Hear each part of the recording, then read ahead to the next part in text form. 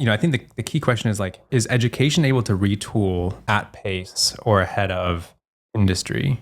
Based on what you saw in terms of the education system's ability to adapt, because surely there was a lot of change that came with computing.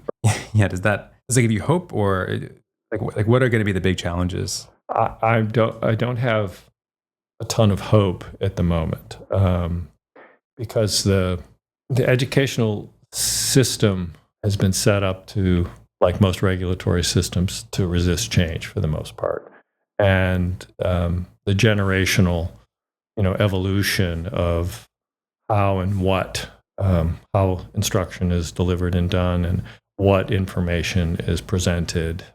What AI presents is a personal GPS for every learner, right? I mean, you make a wrong turn in your car, what happens? Reroute, right? Because you want to get to a destination. If you get 90 on your algebra test, that's an A.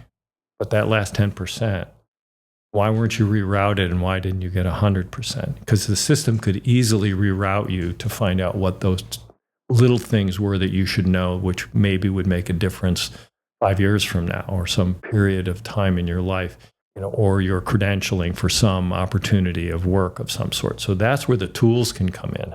How the system will deploy them, and whether the teachers and the structure of the teachers' unions would allow for those things. That's where I'm concerned.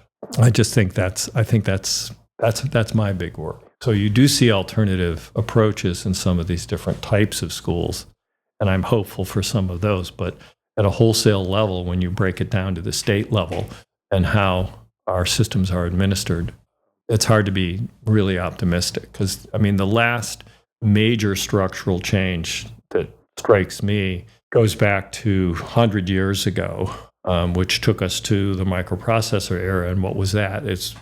Human beings traveled at 1 horsepower.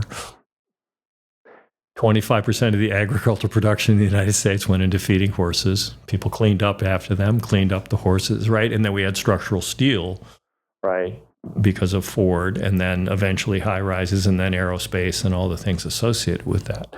So that took a long time. But that was transportation, moving people around, and that fed industry and war and all the rest and all the military stuff.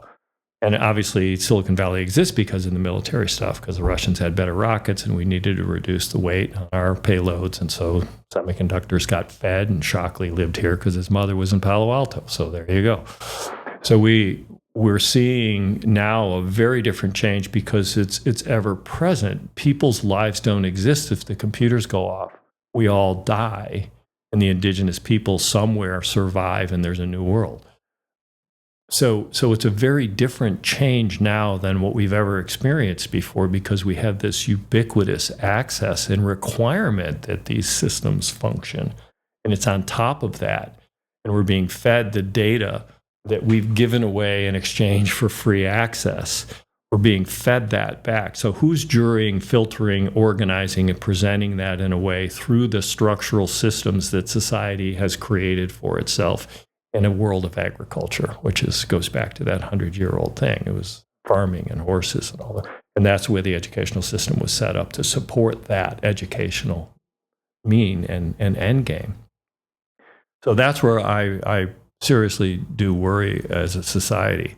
Especially in an affluent society, as opposed to one where people are hungry, right? And that's so the opportunity for the Africans, perhaps, right? And you will see more and more of that over time, and we're seeing it in other countries as well.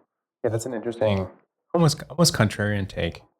I'm not sure if we disagree on the potential for like the intersection of AI and education. I think what you described is sort of I don't even want to say utopian, because I think it's actually totally plausible if you had the right expertise and systems to be able to implement it.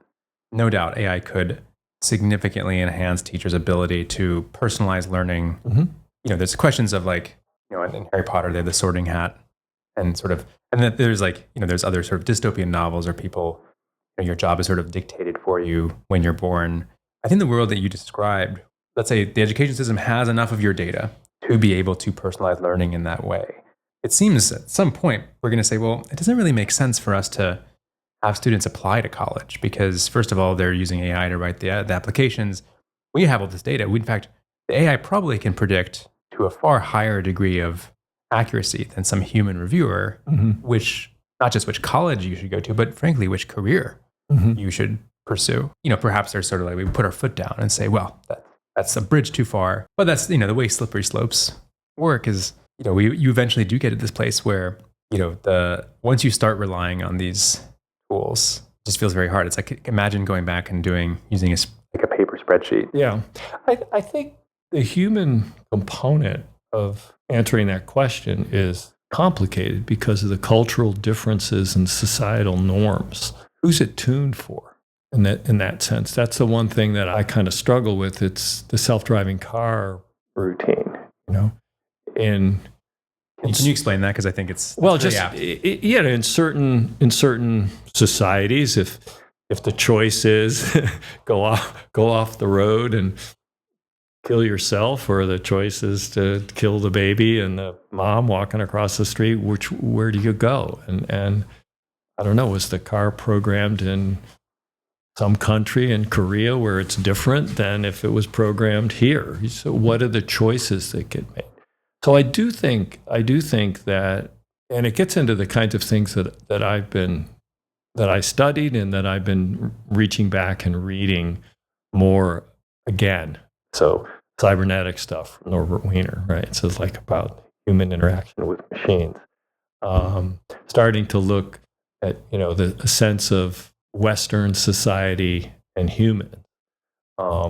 If you go back to one of my first experiences, I had a professor and an advisor in college who studied, he was a politics professor, but he was in the State Department, and he was working on Iranian affairs at the same time that the U.S.